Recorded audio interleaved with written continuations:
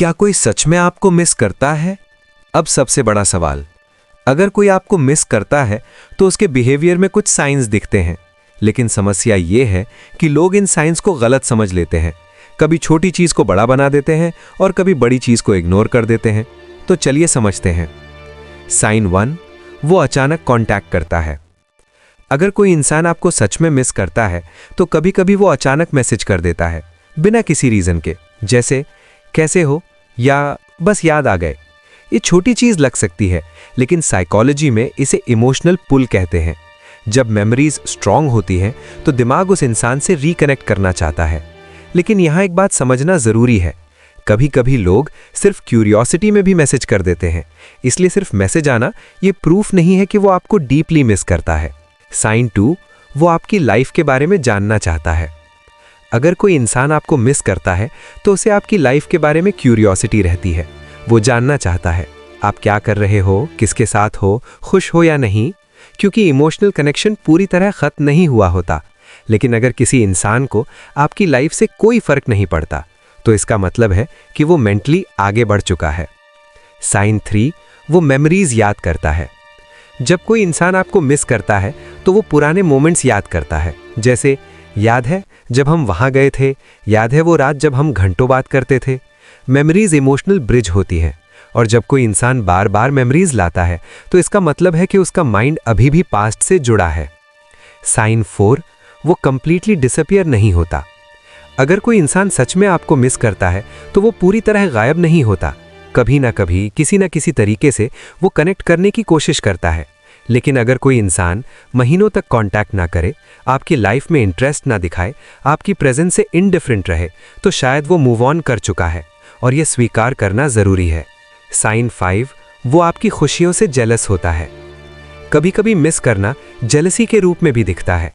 अगर वो देखता है कि आप किसी और के साथ खुश हो तो उसे अंदर से अजीब फील हो सकता है, क्योंकि उसका माइंड अभी भी आपको अपनी मेमोरीज का हिस्सा मानता है। लेकिन जेलसी हमेशा प्यार नहीं होती, कभी कभी ये सिर्फ ईगो भी हो सकती है। पार्ट, लोग मिस करते हुए भी वापस क्यों नहीं आते? अब एक बहुत इंपॉर्टेंट सवाल, अगर कोई आपको मिस करता है तो वो वापस क्यों नहीं आता? इसका आंसर सिंपल नहीं है, लेकिन कुछ कॉमन रीजंस होते हैं। Reason 1, ego. कई बार लोग मिस करते हैं लेकिन कांटेक्ट नहीं करते। क्यों? क्योंकि ईगो बीच में आ जाता है। उन्हें लगता है कि अगर वो पहले मैसेज करेंगे तो वो वीक दिखेंगे, और इस ईगो की वजह से दो लोग जो एक दूसरे को मिस करते हैं कभी बात ही नहीं करते। Reason 2, fear. कभी कभी लोग वापस इसलिए नहीं आते क्योंकि उन्हें डर होता है। डर के फिर वही प्रॉब्लम्स शुरू हो जाएंगी, फिर वही फाइट्स होंगी, फिर वही हार्ट ब्रेक होगा, इसलिए वो डिस्टेंस चूज करते हैं। रीजन 3, लाइफ आगे बढ़ चुकी है। कभी कभी सच बहुत सिंपल होता है, लाइफ आगे बढ़ चुकी होती है, नई रिस्पॉन्सिबिलिटीज, नए लोग, नई प्रायोरिटीज, और धीरे धीरे पास्ट सिर्फ मेमोरी बन जाता है। सबसे कठिन सच्चाई, कभी कभी कोई इंसान आपको मिस करता है लेकिन आपकी लाइफ का हिस्सा बनना नहीं चाहता। यह सुनना बहुत पेनफुल है, लेकिन ये रियलिटी है, क्योंकि मिस करना रिलेशनशिप की गारंटी नहीं होता। इमोशनल ट्रैप, यहाँ बहुत लोग एक गलती करते हैं। जब उन्हें लगता है कि वो मुझे मिस करता है तो वो उम्मीद बना लेते हैं कि शायद वो वापस आएगा, और ये उम्मीद मूव ऑन को रोक देती है। आप पास्ट में फंस जाते हो। एक इंपॉर्टेंट सवाल, आप खुद से पूछो, अगर वो आपको मिस करता भी है तो क्या वो आपको रिस्पेक्ट भी करता है?